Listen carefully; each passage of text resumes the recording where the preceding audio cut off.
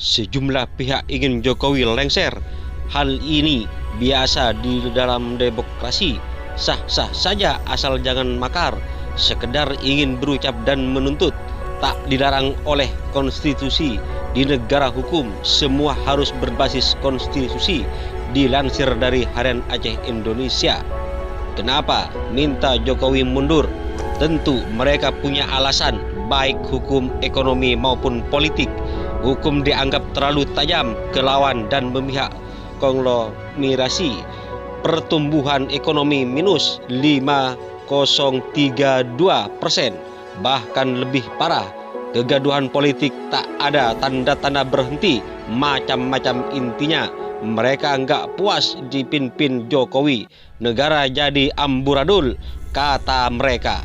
Tingkat keakuratan data Badan Pusat Statistik BPS yang menyebut pertumbuhan ekonomi Indonesia minus 5,32% di kuartal 2 2020 dipertanyakan.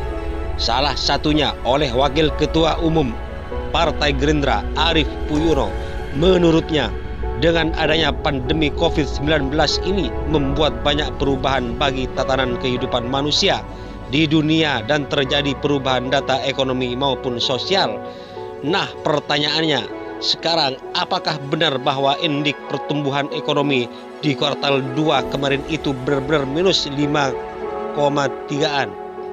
Atau nanti misalnya September bisa turun, kata Arief Puyono dalam diskusi virtual bertajuk Bincang Nasional, menakar keberhasilan Komite Penanganan COVID-19 serta Pemulihan Ekonomi Nasional.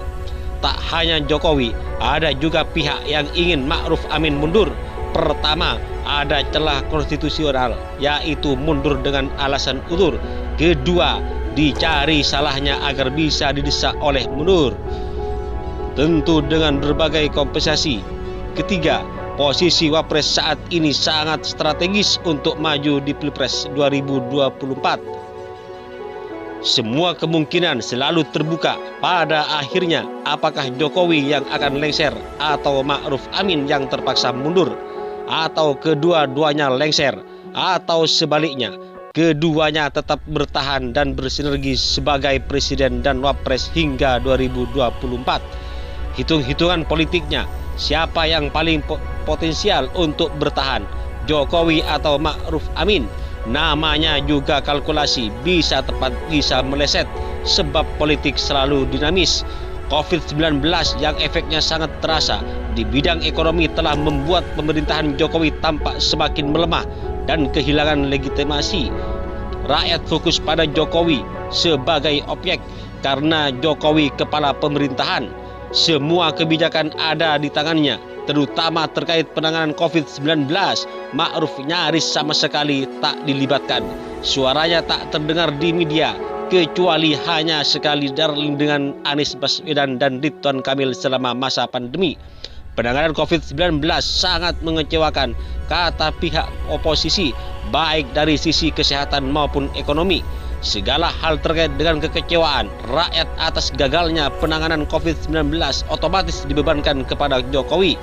Belum lagi munculnya PPU Corona yang jadi Undang-Undang Nomor 2 2020 dituding publik sebagai ajang bancakan uang negara oleh korporasi dengan memanfaatkan situasi pandemi tanpa bisa dituntut hukum baik pidana, perdata maupun tun.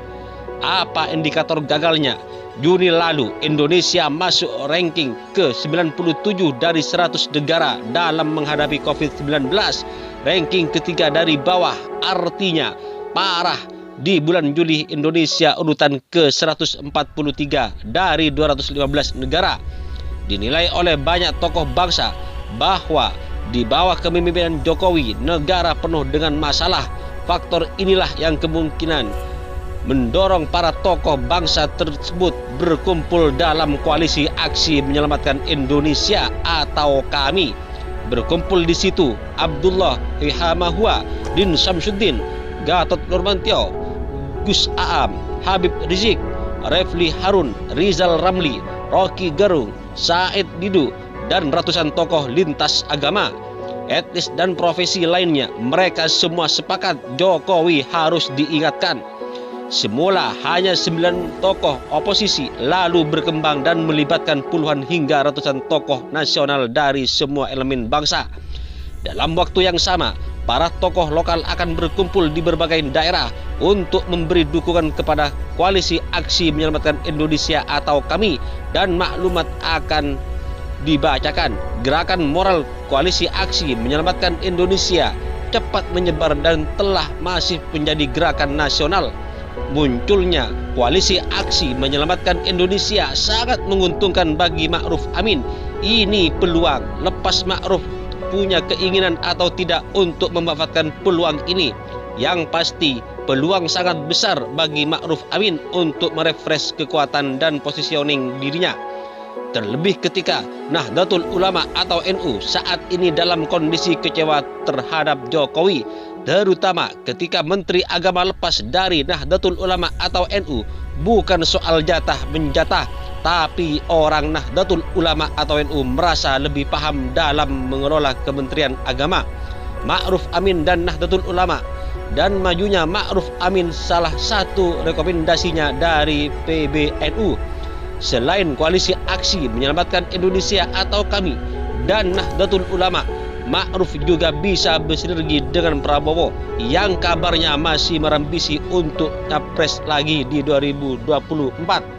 Bagaimana dengan PDIP? Dalam politik semua berbasis kalkulasi programatis. Selama ini PDIP seringkali dikecewakan oleh Jokowi. Jokowi lebih nyaman dengan Luhut Binsar Panjaitan daripada dengan ketua umumnya sendiri, yaitu Megawati. Kondisi objektif PDIP yang selalu kecewa terhadap Jokowi memungkinkan untuk membangun sinergi politik dengan Ma'ruf Amin. Apalagi terpilihnya Ma'ruf Amin sebagai cawapres Jokowi, kabarnya atas endorse langsung dari Megawati ke Jokowi.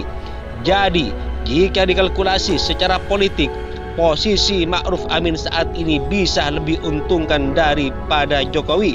Tapi semua dikembalikan kepada kemampuan Ma'ruf Amin memanfaatkan pusli-pusli kekuatan yang tersedia itu untuk memperkuat positioning dirinya.